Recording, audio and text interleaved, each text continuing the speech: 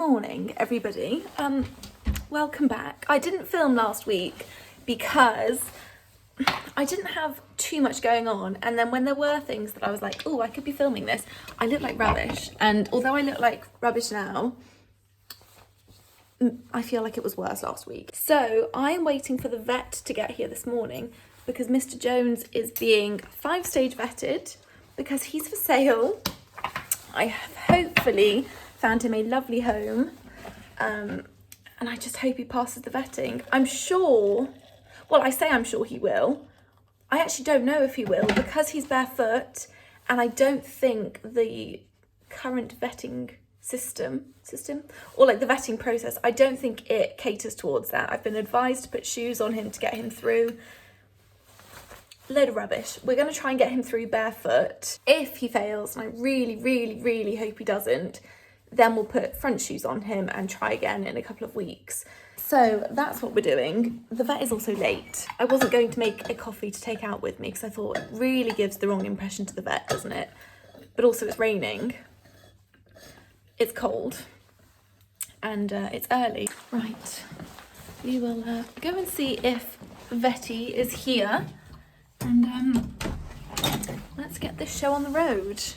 Welcome back. It's a couple of hours later now, and Mr. Jones has passed the vetting, which I'm so pleased about. The vet was lovely, and she was so reasonable. Like, there were times when I didn't wear the boots, and there were times when he was allowed to wear the boots, and she just seemed so reasonable, and I wasn't expecting that. I was really expecting someone to be like, no, you can't wear the boots.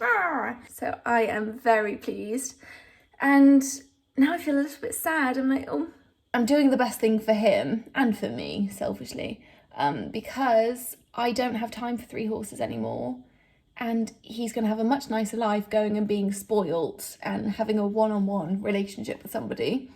And the lady that's having him has, I think, 3 other horses at home which are retired or foals, so he will be the only horse that's ridden, and he just sounds like he's going to be spoilt rotten. So I'll speak to her later and just see when she wants to come and pick him up. Who was a clever boy this morning. Obviously, I wanted to find him a really nice home, and it's been on my mind for a few weeks, seriously a few weeks, that I need to sell him. Obviously, I've thought about it on and off since I've had him, like, when's the right time to sell, and I just haven't been ready.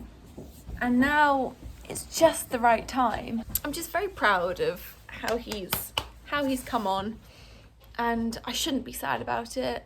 Selfishly I am, because I'll miss him, but you know, I don't want to keep on taking him around amateur show jumping classes every week. I feel like I've taught him I feel like I've taught him as much as I can realistically, and now it's time for him to go and do his job with somebody else.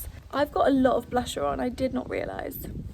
That's ruined what was a very tender moment. So I'm going to put his rug back on and put him out in the field with McAllister.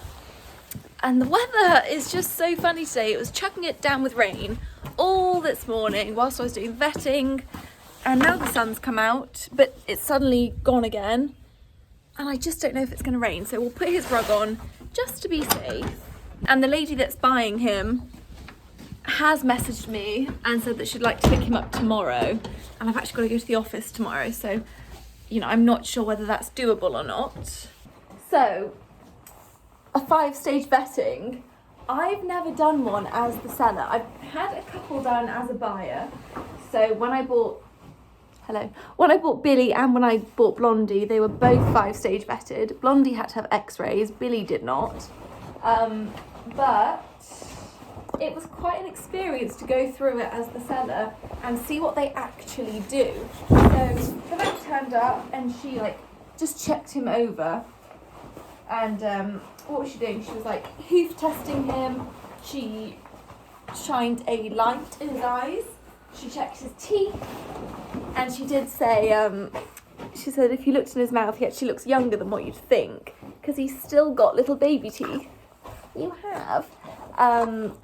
Then what did we do? Then I had to trot him up on a hard surface, and I don't have a hard surface here that isn't covered in gravel, so we took him onto the lane, which is really quiet. So I was just trying him up and down the road. Then I was doing tight circles with him, getting him to like turn around me and cross over his back legs. I don't know why I'm showing you, as if you don't know what turning is.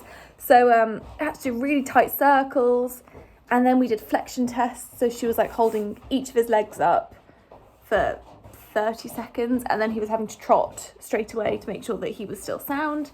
Passed all of those with flying colours.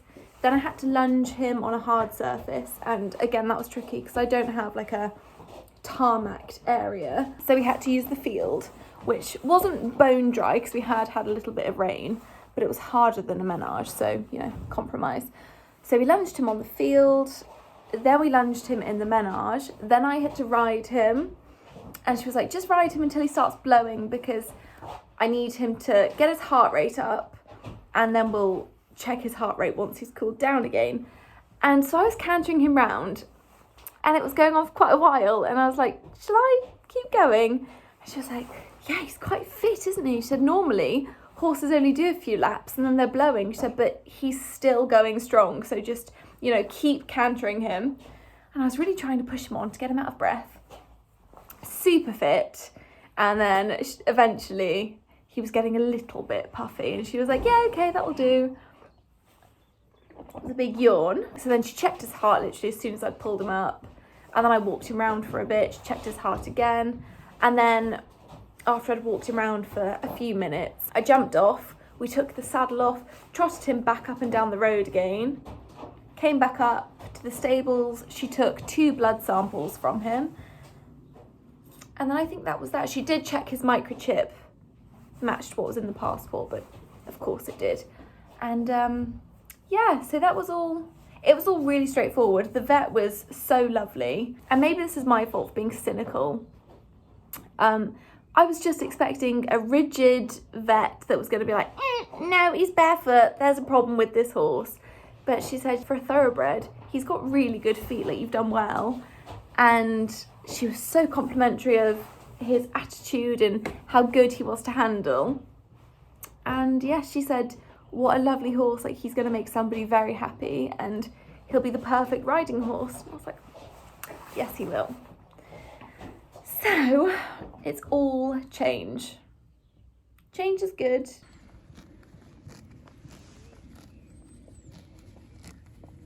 So it's the next morning, and Mr. Jones's new owners are on their way to pick him up. I think they said they'll be about half an hour. So I'm going to get him in, give him a good brush, put some hoof oil on, you know, give him the works, and just send him off looking his best, because he deserves at least that. And I'm going to try not to give him any like sad vibes. I don't want him to worry or anything. Hello. His new owner is so lovely.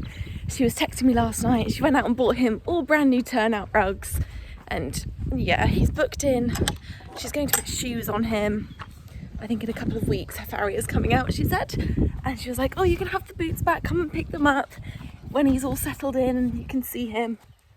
We'll get him in, we'll give him a brush, and we're not going to make a big deal out of things because it's a happy occasion.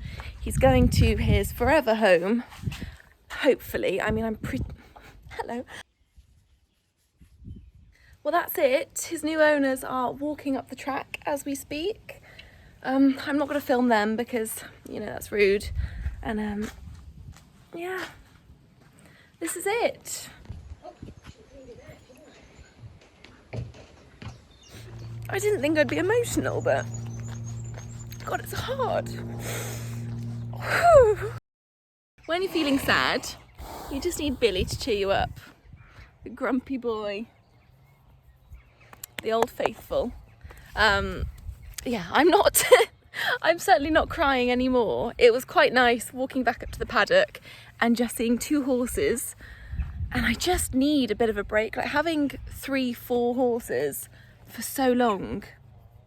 It was just, I mean, you only saw the positive side of it on my YouTube and on my TikTok and everything. But the reality of it, it was very hard. It was constant work every day. and I just did it for a bit long. I mean, when I took on the 2 racehorses, I was only planning to keep them for 6 weeks and then I was going to sell them on. I changed my mind, obviously. I fell in love with them, and you know, I really enjoyed having Mr. Jones for 18 months. McAllister, I'm not sure about his future. I have a feeling, how I feel at the moment is I think he will be staying. I don't want to commit to saying forever, but Billy I'm going to have 100% forever. Like, he is my forever horse, and he will not be by himself, so he needs a companion, and I might as well have a horse that I can ride, and hopefully McAllister's going to be sticking around. But Mr. Jones was just ready to go on, and the lady that's bought him couldn't have been nicer. He's going to have such a good life. She said she's going to send me pictures when he gets home, and she'll send me pictures tonight when he's all settled in, and I'll go and see him in a couple of weeks, and she wants to do some fun rides together. And you know, I know things get said when you're buying and selling horses, like you say lots of things like, oh, we'll keep in touch, and it doesn't always happen. But then I still speak to Billy's owner, old owner, and I bought him 8 years ago. So, you know, there are different circumstances, and I think that's the difference between buying from a dealer and buying from just a person. It's a little bit more personal, and there's a bit more of a relationship there. I tried my best not to cry in front of her, but I was filling up and she could see, and she like put her arm around me, and I was like, human contact.